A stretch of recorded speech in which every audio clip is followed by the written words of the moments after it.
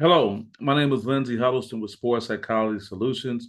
I've had the pleasure of testifying in front of the House Oversight Committee regarding House Bill 4816.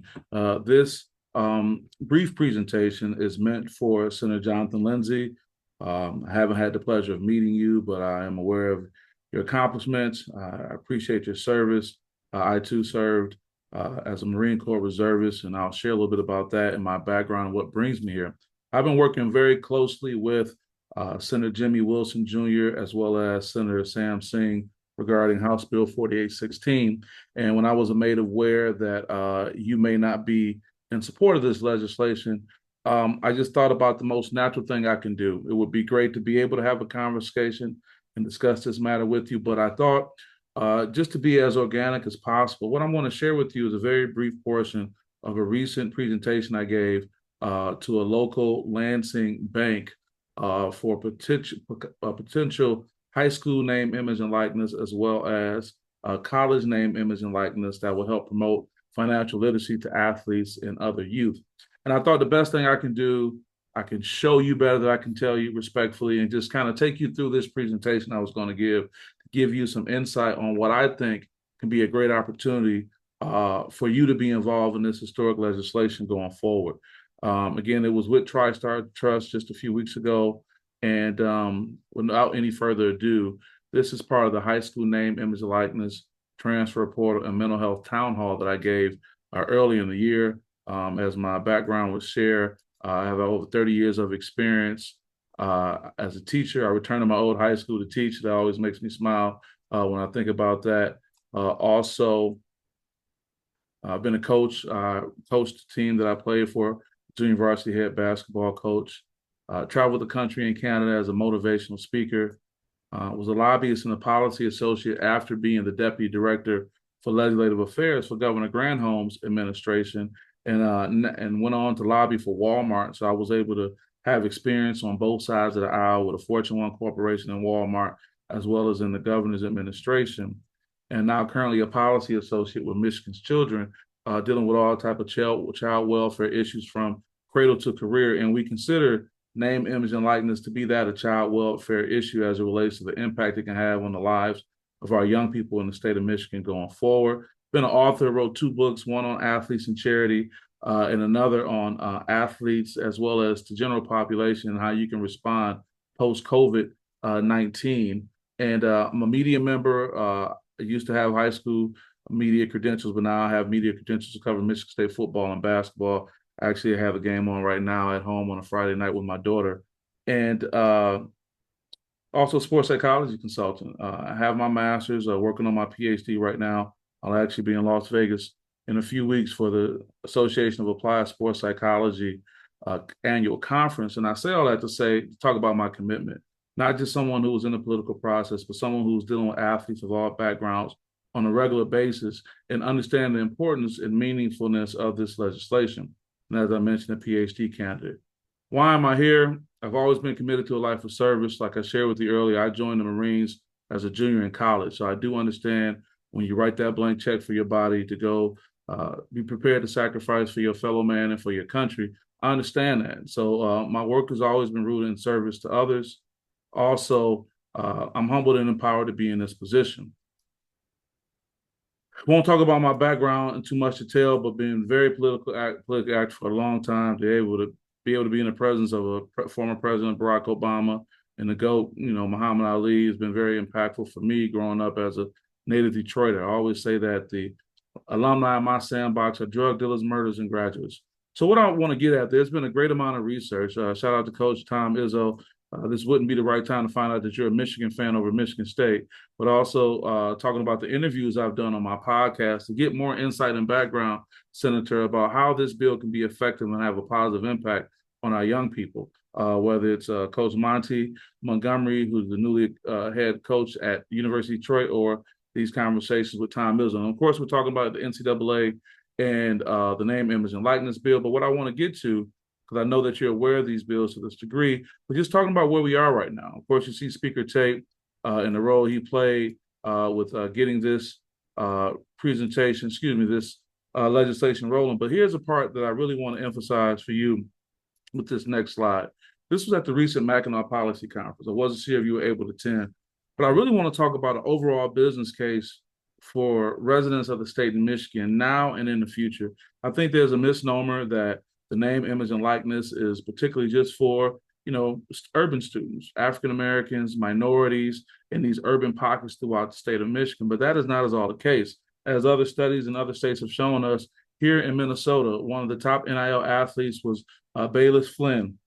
She would become the first Minnesota high school student athlete to ink an NIL deal for a financial a credit union, that is. So I think there's an opportunity to really advance that. And so with all due respect, you being a veteran, I think there's a great opportunity to bridge the gap to connect veterans with athletes, because eventually we want our athletes to become veterans.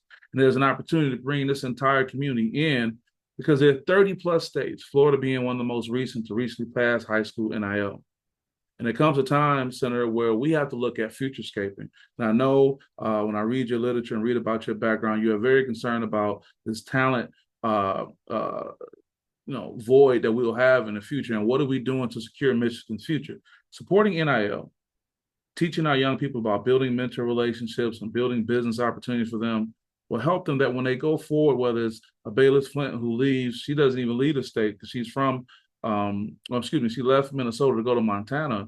The hope is that she will eventually come back to her home state of Minnesota in some way or form and do what? Contribute to the tax base. Because you and I both know those are the things that's going to make Michigan continue to thrive for generations to come. And what I don't want to do is, not having a name, image, and likeness, limit Michiganders, limit our young people, that when they go to be recruited by other colleges, they're not saying, well, these Michigan students are behind, because there are 30 other states that are a little bit more familiar with this process, and we're not putting them in the best situation to be successful.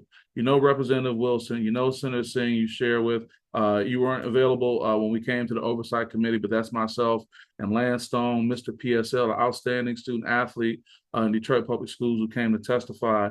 And what I really want to emphasize, and these are the specifics of the bill, but there's one particular thing I want to highlight as we talk about not just what's prohibited in the bill, but where we have an opportunity to go forward.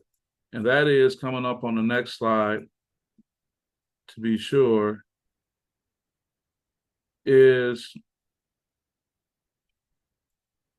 we won't have collectives like in college. But the important part is that when we get ready to move forward, Senator, there's a certain part of the legislation that helps us stay accountable.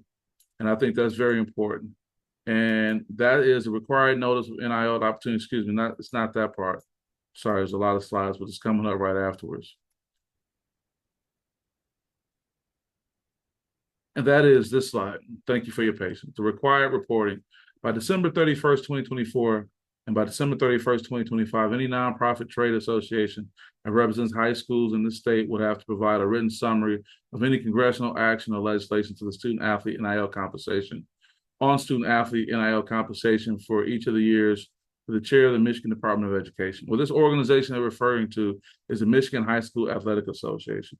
And just as important, by June 30th, 2026, in approximately 2 years, any MHSA will have to provide the Michigan Department of Education a written summary of the preparedness of the association's respective members, high school, and implementing the new act. What I mean to emphasize with this is that you and individuals like Senator McBroom, I have a great amount of respect for, can be involved in the process of making sure that these things are having the appropriate guide rails, things are on track to help our young people be put in a position that not only they can receive their best opportunities for their rights as student athletes to be able to use their skills and their ability to be successful and provide for themselves and their family, but also, again, creating an opportunity that builds these relationships that will make them, if not leave the state of Michigan for their college experience, at one point want to return. Senator, if our athletes and other leaders aren't in a position to come back to the state of Michigan and really be contributors to society, we really are setting ourselves up for failure. I think, as shocking as the NIL experience may be for some on a collegiate level as well as high school, we have to look at these are the days and times that we're in. And it would be great to have individuals like you, principal with strong ties to affinity groups like your veterans organization, the same way that Senator McBroom has strong ties to, the dairy industry in the state of Michigan and northern Michigan and the Upper Peninsula, to connect these entities with athletes, connect these entities with individuals to help mentor them and guide them along the way, so that when they go on to these great opportunities, they can always have a good place to come back and contribute to the state of Michigan. I would definitely be open to more conversation. I understand the political nature of something like this, and I would just hope that we would not, as Michigan, be taking steps backwards and not be progressive as it relates to what we can do to set our young people up for success, as well as set the state of Michigan up for success. Hopefully you get a chance to be able to follow up with this, and I would love to have more discussion. But more importantly, Senator, I'll ask for your vote to support House Bill 4816 to be voted out of the Senate Oversight Committee onto the Senate floor and eventually onto the governor's desk to be signed, so we can set our young people up for success with individuals like you being able to contribute your thoughts going forward. So with that, I appreciate your time. If you're rooting for Michigan State, hope you can go on and enjoy the game. And if you're rooting for Michigan just as well, all the best, because at the end of the day, we want the state of Michigan to be successful. I welcome your comments and your feedback. I can be reached at area code 313-414-7378, a proud Detroiter based in East Lansing. Be happy to come to your district on the west side if that's the best way for us to meet. And if not, I can see you in Lansing. Thank you for your time and enjoy your evening, and all the best. And we hope you get your support to vote yes for House Bill 4816 to get it out of the Senate Oversight Committee. Thank you, Senator. Have a great night.